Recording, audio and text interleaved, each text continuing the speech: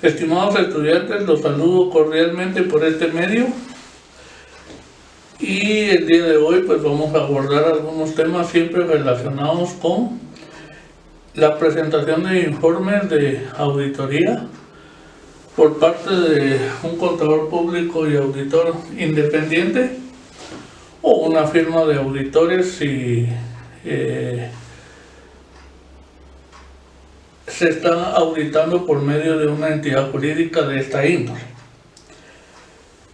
Es importante para iniciar este tema que ustedes tengan a bien leer las normas internacionales de auditoría, específicamente la NIA 700, 701, la 705, 706, o sea, las 700 abarca lo que son las diferentes opiniones que puede dar un auditor sobre la razonabilidad o no razonabilidad de los estados financieros en su conjunto.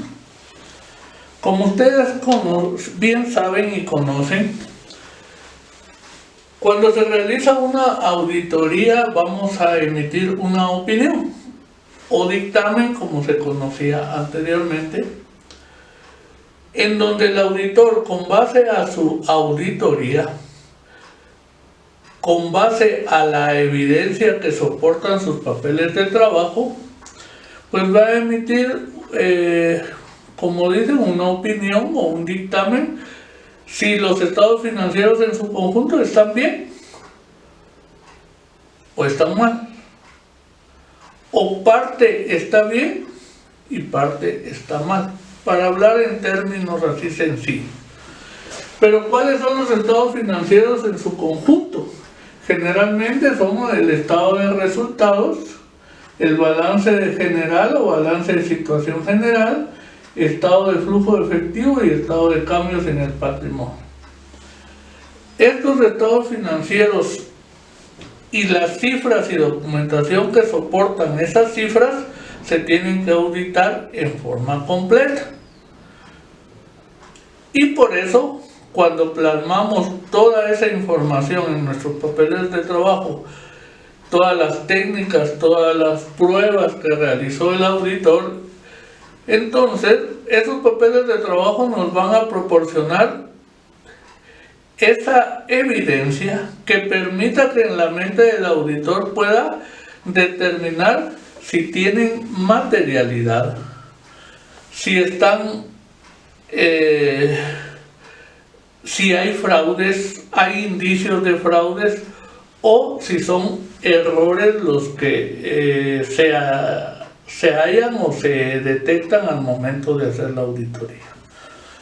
Al hablar de razonabilidad, estimados estudiantes, es porque cuando hacemos auditoría no vamos a medir exactitud, sino la materialidad significa que vamos a revisar de acuerdo a un muestreo si lo que revisamos, la parte proporcional que revisamos, está adecuadamente registrada y libre de errores o libre de indicios de fraude. Esa muestra nos va a dar el indicador si la tendencia a la información financiera está bien, está correcta, es razonable o no está razonable.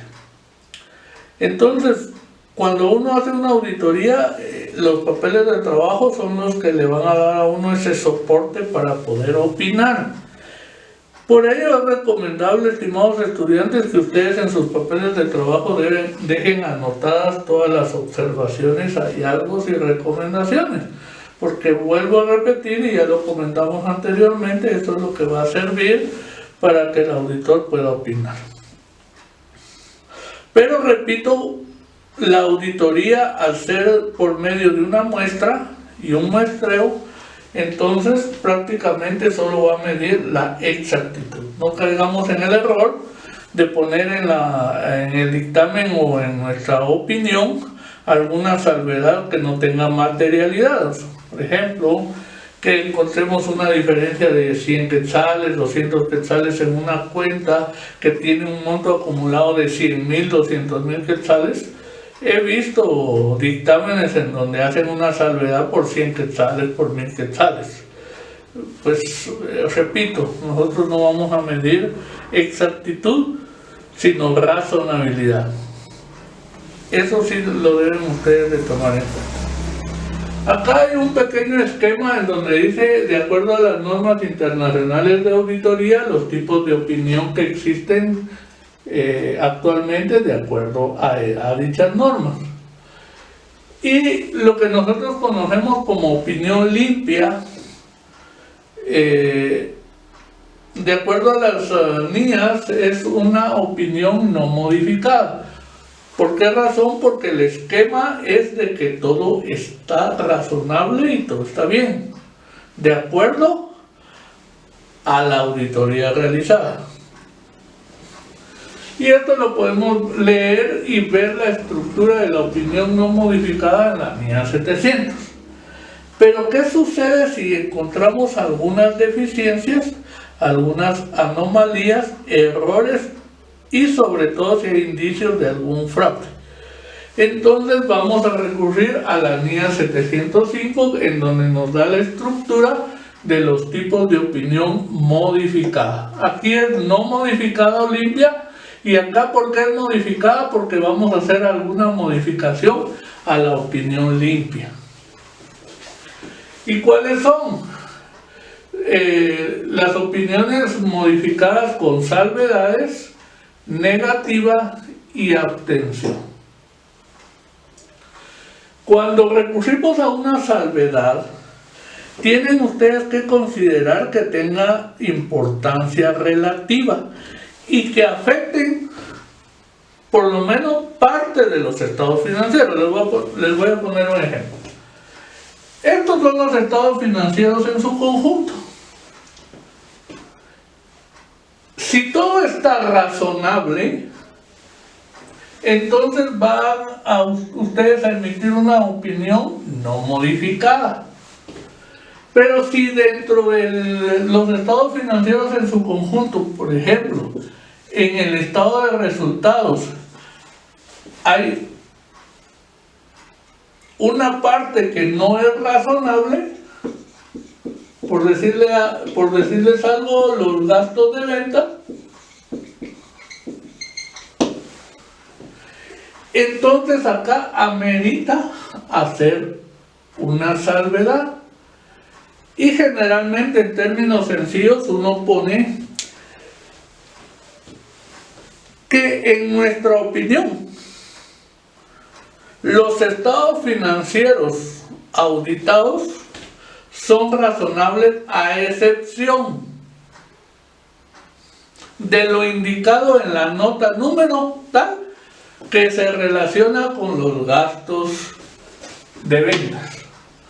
Quiere decir entonces que en la opinión estamos remitiendo a que el lector, usuario o interesado vaya a ver la nota número 4, número 5 y ahí va a encontrar con mayor profundidad y con mayor detalle el sustento que tiene el auditor para emitir una salvedad. Ahí es donde ya no todos los estados financieros están correctos. Este sí, hay una excepción. Una parte que a nuestro criterio no está razonable. Entonces, por esa razón emitimos una salvedad.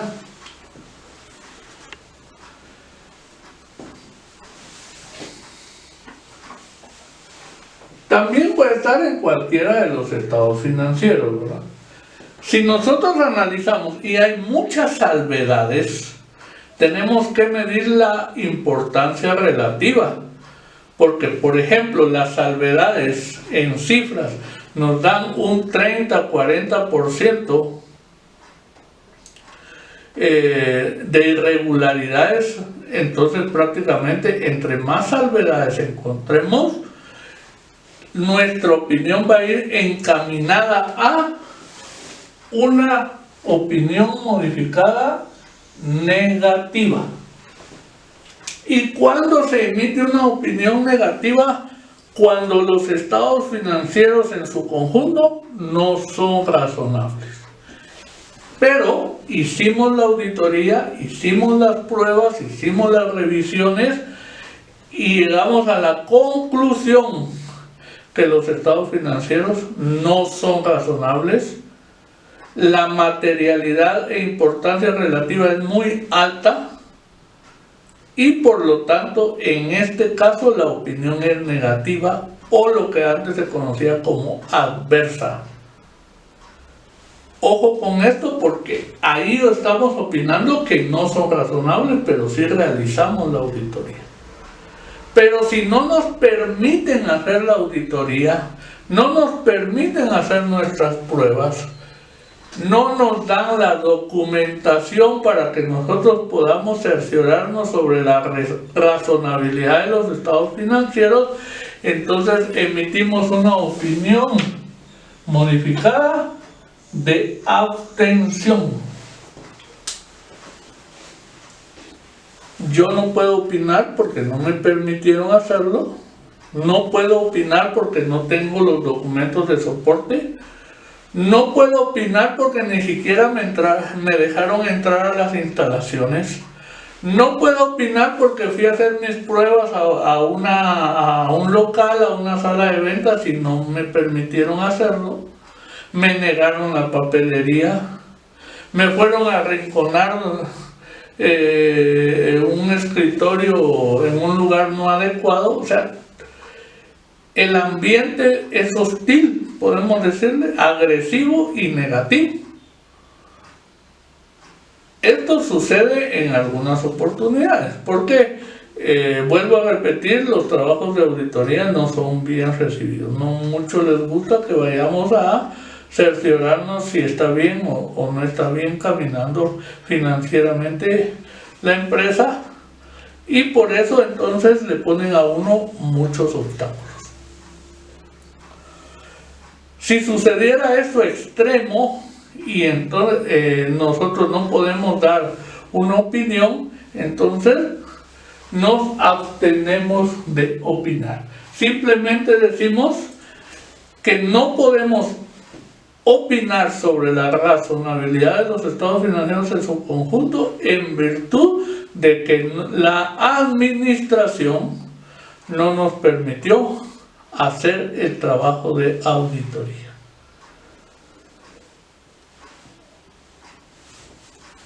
Déjenme decirles también que antes de emitir una opinión modificada de abstención, uno a veces como auditor pues todavía tiene la posibilidad de conciliar, de hacer conciencia de la administración de que le va a perjudicar un tipo de opinión de esa índole. Algunos directores o gerentes administrativos pues uno los logra persuadir y le permiten a uno realizar la auditoría, pero si definitivamente no se puede, entonces no queda más que retirarse, hacerlo constar. Yo lo que les recomendaría en este caso es de que se auxilien de un notario y el notario haga un documento, una declaración, un acta notarial, en donde haga constar que nosotros como auditores nos apersonamos a la entidad cumpliendo con el nombramiento que tenemos de hacer la auditoría, no nos permitieron hacerla y por lo tanto nos retiramos de las instalaciones y no podemos opinar. Sí tenemos que tener alguna base, ¿verdad? Porque recuérdense que ahora las palabras se las lleva el viento, como dice popularmente el dicho, y se nos puede revertir esa situación indicando de que fuimos nosotros los que no llegamos a hacer la auditoría, nosotros nunca hicimos un requerimiento de solicitud de información. Entonces sí tenemos que dejar evidencia. Recuérdense que ahora ya no es como antes que la palabra valía, sino ahora son las pruebas, y por ello es de que ustedes también deben de ir documentando digitalmente todos esos extremos que no se pueden comprobar con documentos, pero sí con algún video, alguna fotografía, algo que permita que ustedes tengan esa salvaguarda de que sí cumplieron con su trabajo. Y ahora se preguntarán, ¿y los honorarios? Pues los honorarios en este caso, por eso tiene importancia el contrato de servicios de auditoría. Ahí se debe de establecer una cláusula dentro del contrato en donde indica cómo proceder al cobro de honorarios en caso no se permita hacer la auditoría. Esta opinión de abstención la voy a remarcar un poquito más, porque si la administración no nos permite hacer la auditoría, entonces nosotros tenemos que notificar este extremo a las personas que nos contrataron, y que generalmente son los dueños de la empresa, los socios accionistas. Incluso se puede convocar a una asamblea extraordinaria, en donde nosotros les hacemos ver que no nos permitieron hacer la auditoría. Ahí la asamblea o consejo de administración de una entidad o el propietario puede tomar cartas en el asunto, retirar al administrador, retirar al gerente y prácticamente permitirnos hacer la auditoría. O sea, la abstención de opinión es el último cartucho que nosotros tenemos, como decimos popularmente, después de haber agotado todas las instancias. No caigamos en el error de decir, que bueno, no me permitieron hacer la auditoría, me voy a retirar y solo voy a cobrar. Tampoco es profesional y tampoco es ético. O sea, hay formas de poder lograr disuadir primero a la administración. Si la administración se pone radical en ese sentido, entonces optamos por irnos a las vías jerárquicas más elevadas. Si dentro del consejo de administración hay personas que se ven involucradas en algún tipo de fraude o están involucradas en algunos problemas financieros que no quieran que se detecten por medio de la auditoría, entonces sí, definitivamente se agotaron todas las instancias, todas las vías y no se pudo, entonces emitimos nuestra opinión adversa, en este caso, o de abstención.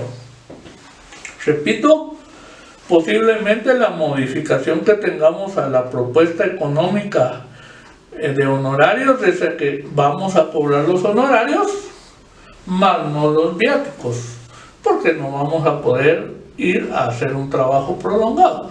Pero los honorarios sí los tenemos que cobrar porque nosotros estamos haciendo el trabajo.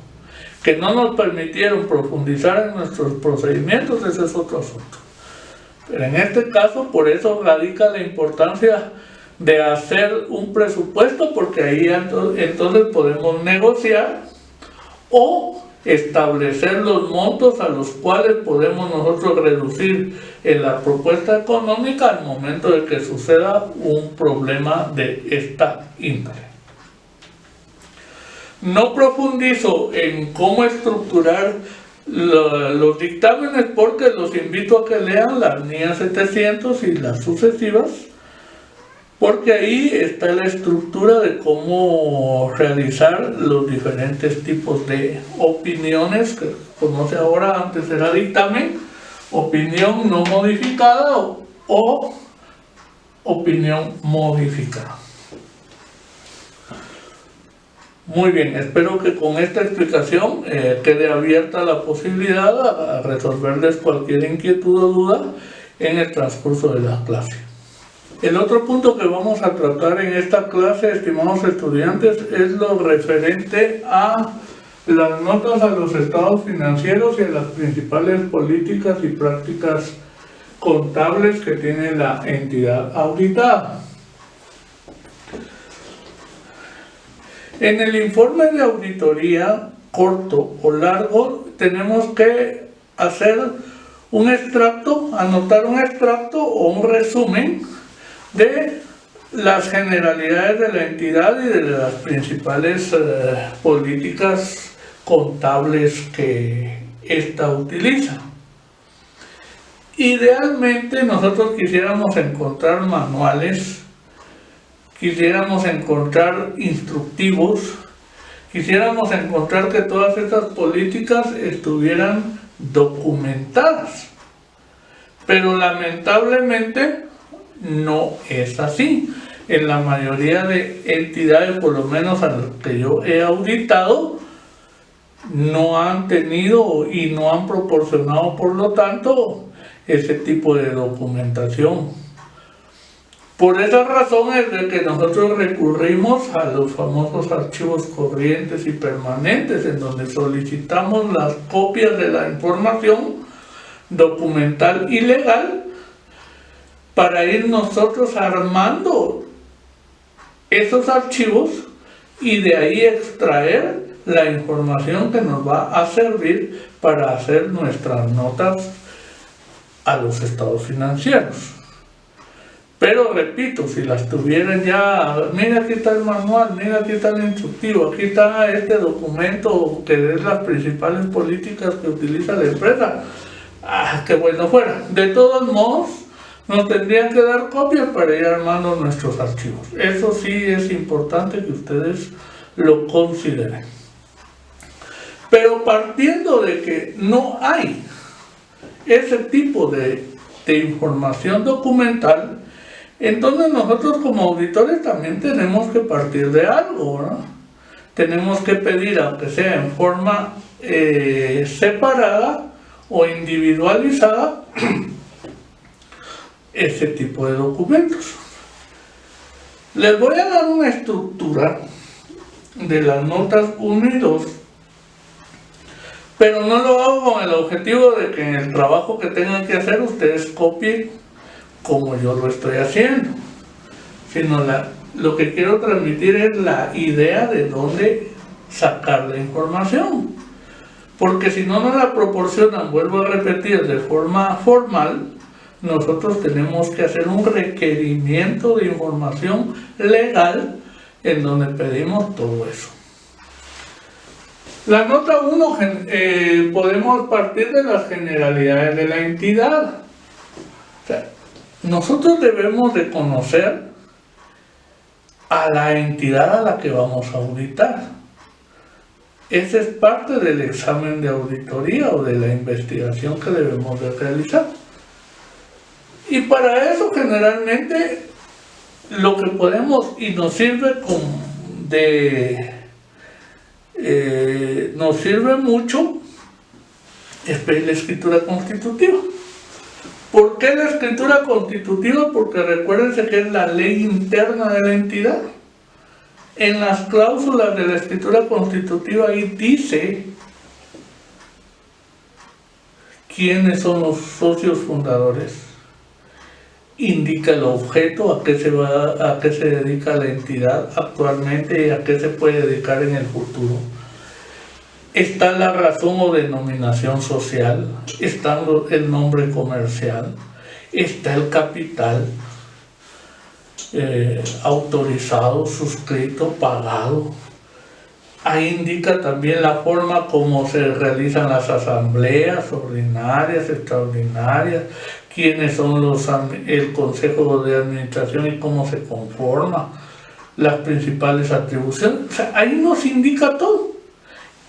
Por esa razón es de que obra importancia el que pidamos una copia de la escritura constitutiva y las patentes de comercio, y también el nombramiento de representación legal para exponer quién es el representante legal al momento de hacer la auditoría. Para eso nos podría servir la escritura constitutiva, patentes y nombramiento de representación legal.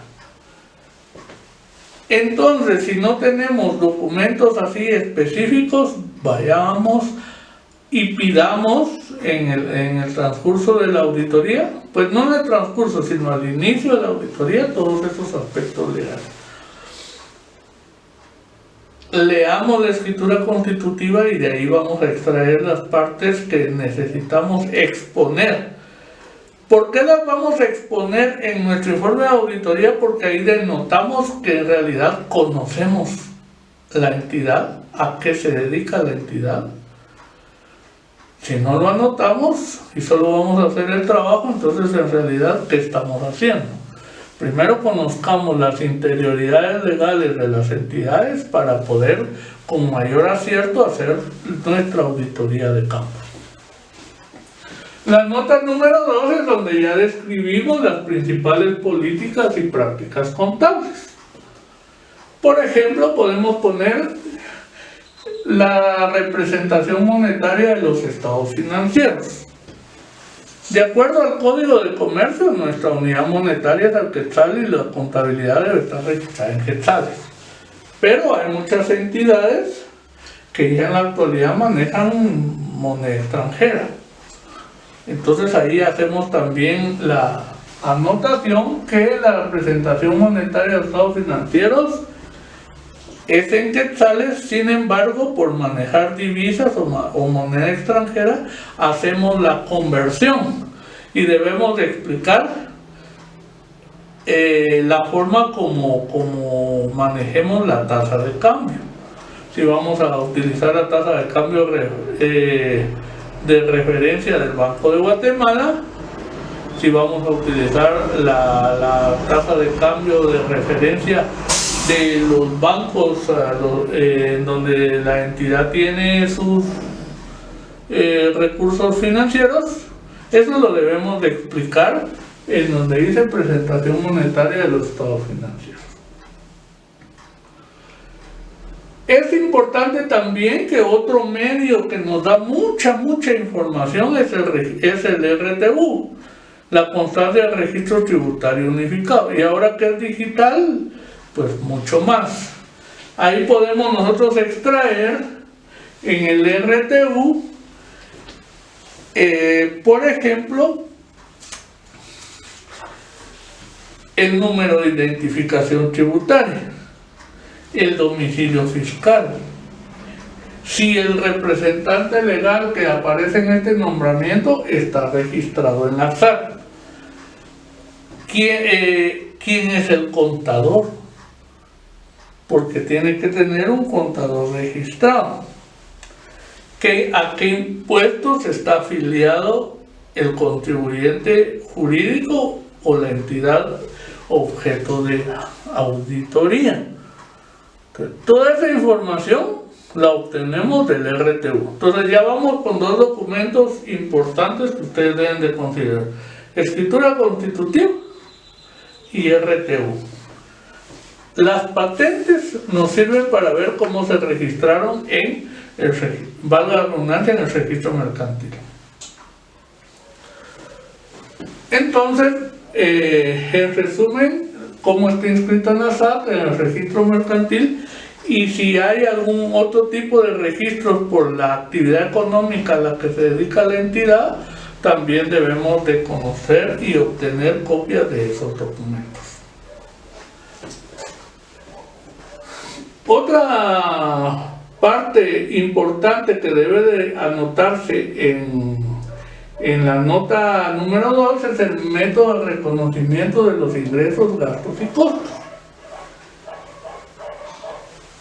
Si la entidad utiliza como método de reconocimiento el devengo o el método de lo devengado, lo tenemos que hacer constar en la nota, pero ese método de reconocimiento nos va a servir para cuando estemos revisando los estados financieros en su conjunto, para cotejar y verificar que sí se esté utilizando ese método de reconocimiento de ingresos, costos y gastos. Si por el contrario utilizan el método de lo percibido, entonces también ustedes deben de cerciorarse en el RTU que así aparezca registrado en la administración tributaria. Es importante que ustedes consideren esto. ¿Qué principios de contabilidad generalmente aceptados utilizan?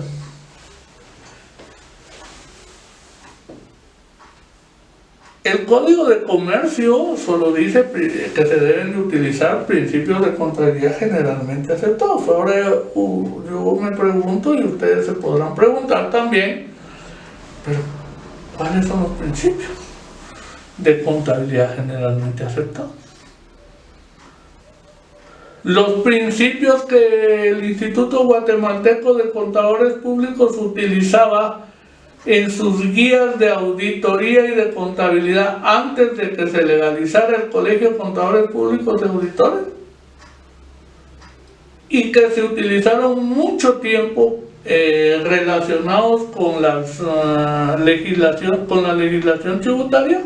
Esos son los principios de contabilidad que utiliza la entidad. Utiliza normas internacionales de contabilidad, utiliza normas internacionales de información financiera, utiliza normas gubernamentales, normas internacionales gubernamentales, utiliza normas que emite la Superintendencia de Bancos. ¿Cuáles son las normas que utiliza la empresa y la entidad? Eso sí debemos nosotros de dejarlo plasmado en la nota. Pero déjenme decirles que muchas veces hacemos una combinación ahí entre NIC, NIF y normas relacionadas con la legislación tributaria. Por ejemplo, utilizamos la estructura de los estados financieros en base a la NIC 1. El esquema de los estados financieros, pero estamos utilizando todas las normas internacionales de contabilidad en la preparación de la información financiera que va a ir plasmada en los estados financieros. Esa es otra cosa. No podemos nosotros arriesgarnos a poner ahí que utilizan las NIC si solo utilizan el esquema de la NIC 1 y a lo sumo la NIC 7, que es el estado de flujo efectivo, pero utilizan las demás.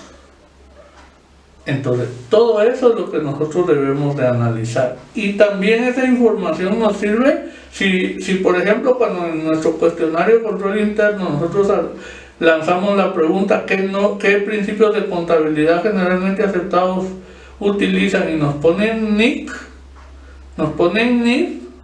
Entonces nuestra contabilidad la contabilidad de la entidad debe de estar en función a esas normas, y la auditoría tiene que ir a verificar si se están utilizando razonablemente y adecuadamente ese tipo de normas. Entonces, mucho cuidado con eso. Lo que yo también quiero mencionarles, que es importante, es que lo que ustedes anoten en su informe no se lo tienen que inventar, estimados estudiantes, sino tienen ustedes que tener bases. Recuérdense que esos también son papeles de trabajo proporcionados por el cliente. Entonces tienen que tener ustedes esa base. No cometan el error de ponerse a inventar ahí que utilizan las NIF y en realidad no lo están haciendo.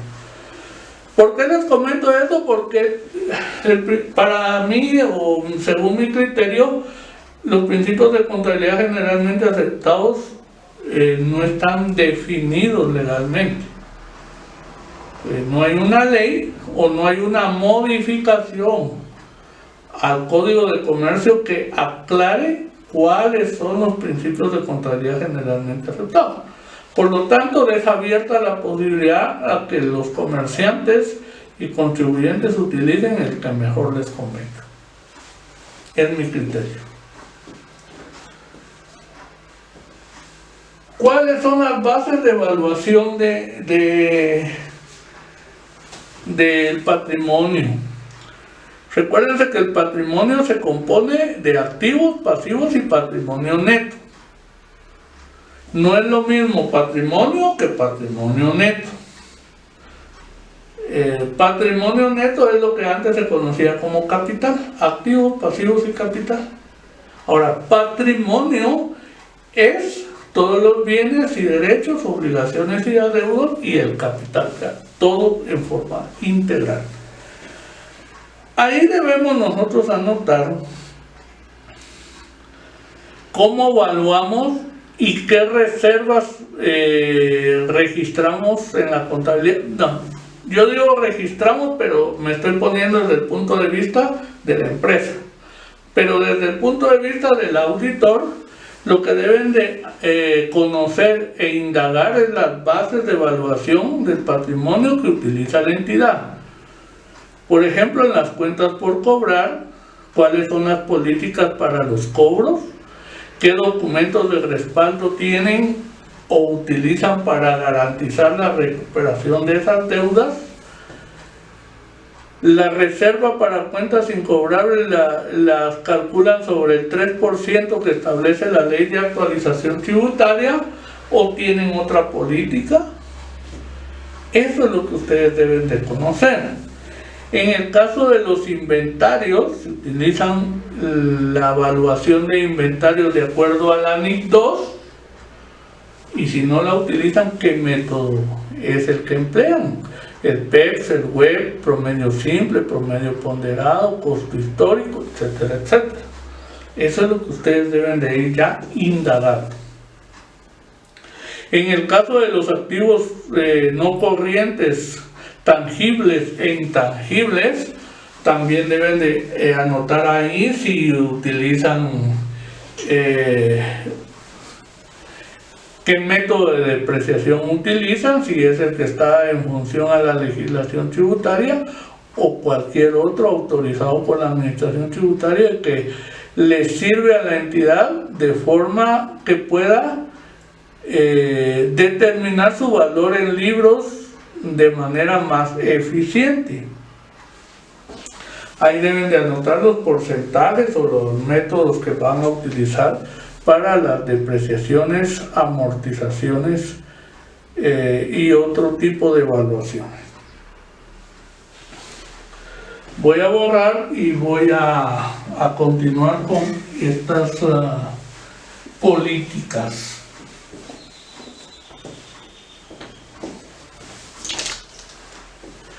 Otra de las políticas y prácticas contables es lo relacionado a los registros contables.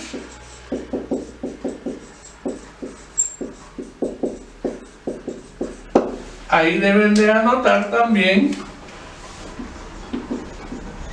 los libros principales de contabilidad y esto está relacionado con los libros que vamos a revisar y también los libros auxiliares que utilizan. Y estos van relacionados con los sistemas de control interno.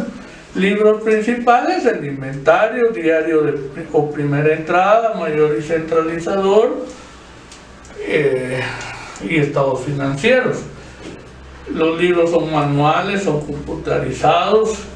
¿Qué libros o registros auxiliares tienen? Si utilizan un sistema de contabilidad formal, todos esos elementos relacionados a la forma como registramos, como registra, mejor dicho, la entidad, la contabilidad, debe de dejarse plasmado también en nuestra nota número 2. Y también es importante que ustedes pongan qué tipo de documentación contable utilizan y tienen autorizado.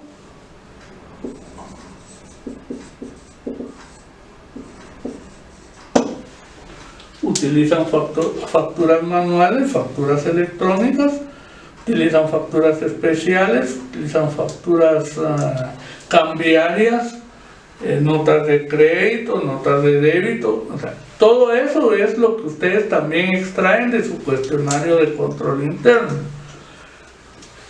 ¿Por qué razón? Porque entonces ustedes les va a permitir todo lo que le digan que utilizan la administración les indique o les diga que utilizan de documentos contables, ustedes al momento de estar haciendo la revisión van a cerciorarse que efectivamente sí están utilizándolos y están autorizados debidamente.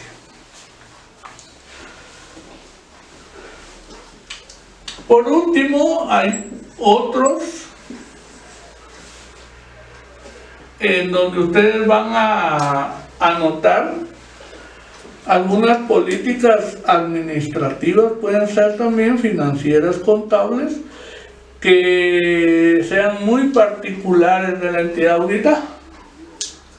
¿De dónde va a venir esa información? Repito, si no tienen manuales, si no tienen esas políticas documentalmente, entonces también un documento de apoyo es el cuestionario de control interno. Ahí ustedes deben de preguntar cuáles son las principales políticas que utilizan y esa información es la que la administración les debe de proporcionar. En términos generales, estimados estudiantes, las políticas que la entidad utilice y sus prácticas contables, si no las tienen, vuelvo a reiterar, ustedes tienen que ver la forma de obtener cierto tipo de documentación que les permita conocer la entidad auditada y no quedarse en blanco. Y no decir, no, simplemente, fíjense que hay colegas que simplemente dicen no se anotan políticas contables en virtud de que no las utilizan o no las poseen. Pero eso ya también no es profesional, ¿verdad? O sea, yo asumo cuando leo un informe de auditoría de esa índole que en realidad el auditor no quiso trabajar.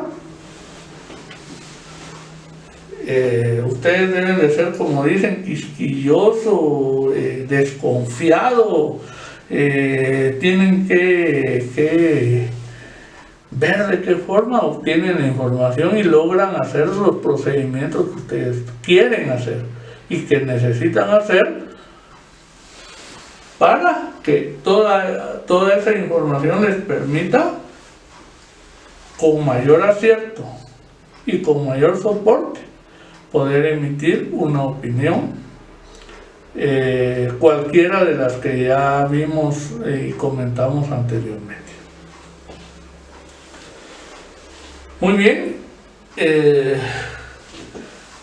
como punto final de esta clase, entonces voy a abordar el tema de lo que es el informe corto e informe largo de auditoría. Ya vimos una parte medular de este tipo de informes y voy a profundizar un poco más en lo que es el informe largo, que es importante de que si ustedes consideran necesario presentar este tipo de informes, pues puedan conocerlo y acostumbrarse principalmente a redactar, a opinar y a recomendar. Esa es la base, el tip que yo les puedo dar para poder hacer un informe largo. El siguiente punto, como les comentaba, vamos a platicar algo sobre los informes corto y largo que generalmente se presenta cuando se concluye el servicio de auditoría externa. Sin embargo, al hablar de informe corto, no quiere decir que sea tan corto, sino que en realidad lo que pasa es de que en el informe corto somos muy puntuales. Y los informes cortos, déjenme decirles, que se presentan para aquellas entidades que contratan nuestros servicios, pero que conocen bastante información financiera, la manejan. Por ejemplo, un consejo de administración de una sociedad, pues son empresarios. Entonces la información que nosotros presentemos la interpretan con facilidad, entonces no hay necesidad de estar ahondando o profundizando o dándoles mayores detalles. Generalmente este tipo de personas ven la opinión es importantísima porque ahí dicen todo está bien, Si leen el informe, lógicamente, ¿verdad? Si salen algunas dudas, pues le consultan a uno. Pero ellos ven la opinión, y si es opinión no modificada o limpia, pues entonces se sienten tranquilos. Por eso ahí radica que la opinión del auditor tiene trascendencia al público y le da confianza y tranquilidad que lo que uno está opinando sobre una entidad y su información financiera está bien o no está bien. Tiene mucho peso la opinión del auditor, siempre y cuando el trabajo se haga profesionalmente y apegado a la ética. Entonces, opinar en un informe de auditoría no es cualquier cosa, estimados estudiantes. Es muy serio y de mucha responsabilidad. Y si por alguna situación hay salvedades, no es razonable o es adversa, o sea, negativo o adverso el dictamen u opinión, entonces ahí, estimados estudiantes, el informe corto sí debe de tener un poquito de más profundidad. ¿Y dónde vamos a profundizar más? En las notas a los estados financieros. Si hay una salvedad, debemos de, en la nota correspondiente a esa parte o rubro de cuentas contables de algún estado financiero, debemos de profundizar un poco más. Hemos hablado de la nota 1 y 2 y de los estados financieros auditados. Entonces la 1 y 2, y de ahí viene por orden la 3 en adelante. Ahí ustedes pueden poner las notas a los estados financieros que consideren necesarias. Pero deben de considerar que las notas a los estados financieros deben de ser relevantes, importantes y sobre todo que expongan ustedes problemas detectados en parte de los estados financieros. Déjenme decirles de que hay notas que no se deben de poner. Por ejemplo, por ponerles un ejemplo, hay una cuenta de intereses ganados de 100 quetzales, por decirles algo, en una cuenta de ahorro. Explicar por qué razón recibieron los 100 quetzales. Hay cosas que también no van, ¿verdad? No caigamos en el error de hacer un montón, como decimos, de notas a los estados financieros por cada cuenta contable que aparezca en los estados financieros. No, debemos de ser muy puntuales e ir a los montos y a las cuentas contables que en realidad ameriten hacer una nota. Si no amerita hacer una nota porque es irrelevante o es inmaterial o su importancia relativa no es considerable, entonces es preferible que nos abstengamos. Ahora, es lógico, cuando iniciamos a hacer informes de auditoría queremos hacer 1000 notas, ¿verdad? Pero tampoco es correcto. Debemos ir puntualizando a las que son más relevantes. En los estados financieros, por ejemplo, el estado de resultados, tenemos las ventas. Por ejemplo, 1.000.000 de quetzales. Entonces acá le anotamos nota número 3. Y en el informe corto, la nota número 3, por ejemplo, podemos hacer una integración de las ventas. Enero, febrero, marzo, abril, mayo, junio, y así sucesivamente hasta que al final nos dé el 1.000.000 de quetzales. Pero esta integración, por la importancia relativa y el monto, sí es interesante y es oportuno que hagamos una nota. haciendo la integración y algún comentario o explicación, principalmente para que la administración vea qué meses fueron los que en realidad no tuvieron muchas ventas. Es importante eso, ¿verdad? Es información financiera que el Consejo de Administración puede valorar. Y si hay algunas anomalías o esta cuenta está sujeta a una salvedad, entonces tenemos que explicar por qué razón consideramos o por qué razón opinamos que la cuenta de ventas tiene una salvedad. Podemos hacer otra nota del costo de ventas. Nota 4. Por ejemplo, que sean 600,000 quetzales. Nos serían 400,000 quetzales. Entonces, la nota número 4, por ejemplo, puede llevar la integración del costo de ventas. Inventario inicial, más compras, menos devoluciones sobre compras, igual disponibilidad, menos inventario final, igual costo de ventas. O sea, hacemos una integración de estos 600,000 quetzales y explicamos cómo está integrado, si es adecuado, el método de evaluación, si fue aplicado, etcétera, etcétera. Eso es lo que tenemos que hacer en las notas a los estados financieros. Entonces,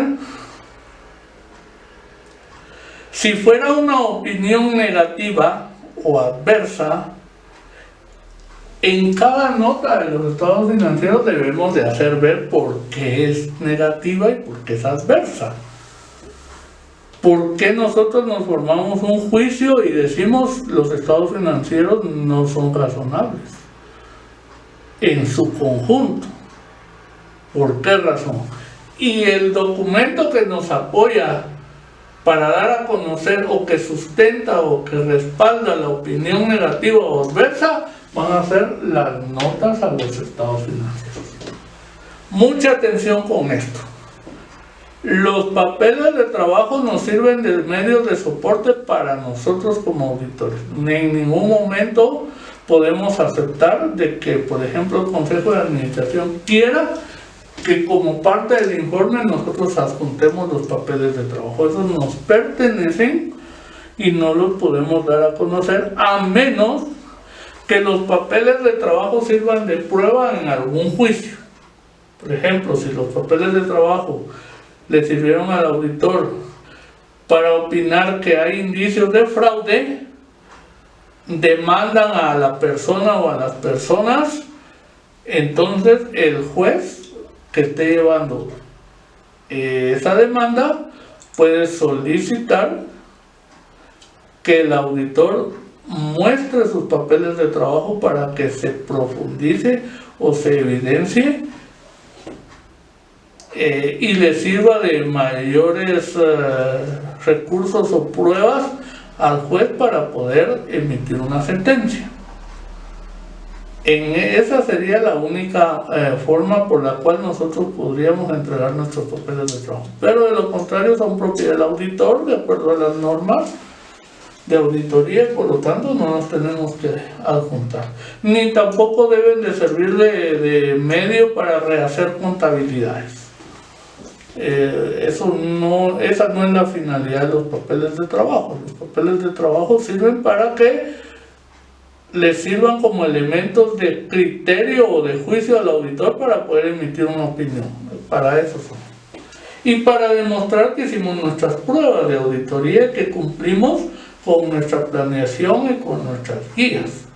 Para eso. Pero no lo tenemos que facilitar así por así.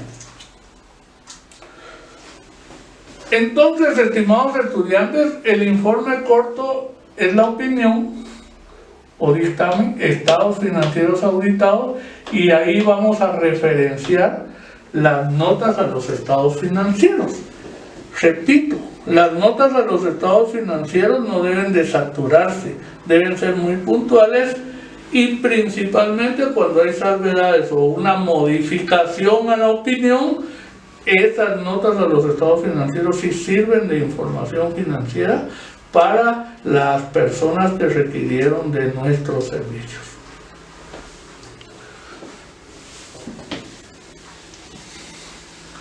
¿Y en qué consiste entonces el informe largo?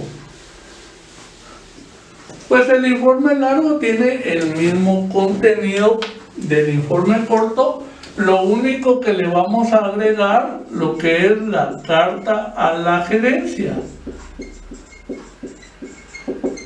En la carta a la gerencia nosotros vamos a darle a conocer a la administración de la entidad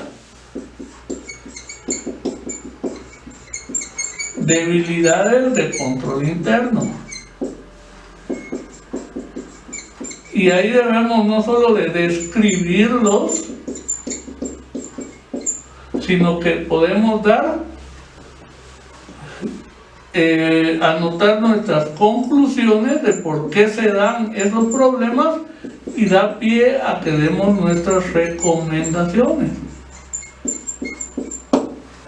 Pero en la carta a la gerencia, estimados estudiantes, no vamos a ahondar o a profundizar sobre la información financiera, porque para eso están las notas a los estados financieros. Generalmente, la carta a la gerencia es para dar a conocer detalles de tipo administrativo, debilidades del control interno. Lógicamente, las debilidades de control interno que nosotros expongamos en la carta de la gerencia va a tener repercusión en las notas a los estados financieros y en la opinión que vamos a emitir. O sea, ese es en su conjunto. En su conjunto. No pueden ir de forma aislada. Si nuestra opinión fue con salvedades, ya las expusimos en las notas a los estados financieros, es porque hay deficiencias o debilidades del control interno. Ahí es donde nosotros aprovechamos en la carta a la gerencia para darles a conocer esos extremos, esas situaciones. Y ahí entonces nos permite la carta a la gerencia dar nuestra opinión, pero no de tipo financiero, sino de tipo administrativo. Y recomendamos hacer cambios. Esa es la diferencia entonces entre, aquí ya sería un informe largo, porque le agregamos la carta a la gerencia en donde exponemos, describimos las debilidades encontradas de control interno, las describimos. Podemos opinar por qué razón están sucediendo y es importante también dar a conocer nuestras recomendaciones para que se mejore. Si por ejemplo en el año 2020 encontramos muchas debilidades de control interno que tuvieron repercusión en la opinión y las expusimos ampliamente en las notas a los estados financieros, la administración de la entidad ve la carta a la gerencia y empieza a mejorar los controles internos. Si tenemos la fortuna de que nos den una auditoría recurrente, o sea, el siguiente año vamos a hacer el trabajo de auditoría, lo primero que nosotros tenemos que hacer en una auditoría recurrente es ver la carta a la gerencia, qué conclusiones o anomalías se tuvieron y qué recomendaciones expusimos. Y lo primero que vamos a ver es si se cumplieron o si realizaron los cambios y las recomendaciones que los auditores indicaron en su informe de auditoría del año anterior. Y ahí podemos darnos cuenta de que sí hicieron caso, como decimos, a las recomendaciones que se hicieron en el informe, y por lo tanto la probabilidad de que vuelva a salir una opinión modificada es menor, porque lo que nosotros expusimos y recomendamos se mejoró, entonces las debilidades de control interno van a ser menores, idealmente que no se tengan, y por lo tanto, si hay mejores controles internos, la opinión de la siguiente auditoría va a ir encaminada a una no modificada. Ahí radica la importancia de presentar este tipo de informe largo. Repito, el informe corto no tiene que ser muy corto. No, yo solo hago ahí la opinión y ese es el informe corto. Así lo hacen muchos colegas en la práctica, pero ahí denotan en realidad falta de profesionalismo. Muchos auditores piensan de que solo con dar la opinión si está bien o no está bien, si están razonables o no razonables los estados financieros en su conjunto, y ahí llegamos. Bueno, en la práctica, pues posiblemente las entidades que solicitan los servicios de auditoría se conformen solo con eso, con la opinión y con los estados financieros auditados. Alguna que otra nota, ¿verdad?, que no dice nada, prácticamente es un informe mudo, ¿no?, porque no dice nada. A veces contratan los servicios de auditoría porque hay obligación, existe alguna norma interna dentro de la entidad que obliga, por ejemplo, en la escritura constitutiva, que es una cláusula que indique que es obligatorio hacer una auditoría de los estados financieros anualmente. Entonces, por cumplimiento de esa cláusula de la escritura constitutiva, entonces se hace la auditoría, pero solo por requisito, solo porque ahí dice que hay que hacerla, no porque se necesite, ¿no? Sucede. Entonces solo quieren la opinión del auditor, estados financieros auditados, unas cuantas notas ahí, y que diga que todo está bien, y ahí quedó. Cobramos nuestros honorarios y se terminó el trabajo. Sírvanse ustedes a evaluar si quieren hacer este tipo de trabajo o realizar las auditorías bajo esa perspectiva. Recuérdense que esto ya es personal. Las bases están dadas de forma general y uno las va adaptando a su forma particular de trabajar y de ver las necesidades del trabajo. Entonces, en resumen, estimados estudiantes, informe corto, informe largo, ahí radica de acuerdo a mi criterio y de acuerdo a mi experiencia, cuando es un informe corto y cuando también se convierte en un informe largo. Vuelvo a reiterar, las opiniones de los colegas son diversas y ustedes, entre más lean cómo se realizan las auditorías, ahí van a ir percatándose de que cada quien trabaja de forma diferente. A lo que los invito y les recomiendo es de que hagan un trabajo profesional, no caigamos en eso de solo firmar el dictamen o la opinión y por obtener ingresos, que todos necesitamos de ingresos, de honorarios, por la prestación de servicios, pues es indudable, eso no se niega, pero también tienen que poner ustedes en su balanza el profesionalismo y sobre todo la ética profesional, es mi recomendación. Bueno, con esto concluyo la clase del día de hoy. Espero haber aportado algo, dejar ahí el chispazo para que ustedes profundicen. Esto de la auditoría no se queda ahí nada más, yo les estoy dando generalidades.